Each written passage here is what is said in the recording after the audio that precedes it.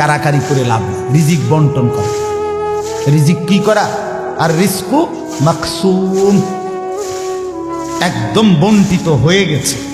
আল্লাহি লান তামুতা নাফসান হাত্তা তাস্তাকমিলা রিজকাহা। আল্লাহর নবী বলেন, আল্লাহর কসম, একটি আত্মা, একটি প্রাণ মৃত্যুবরণ করবে না কোনো আত্মা তার জন্য বরাদ্দকৃত রিজিক পূর্ণ না করে।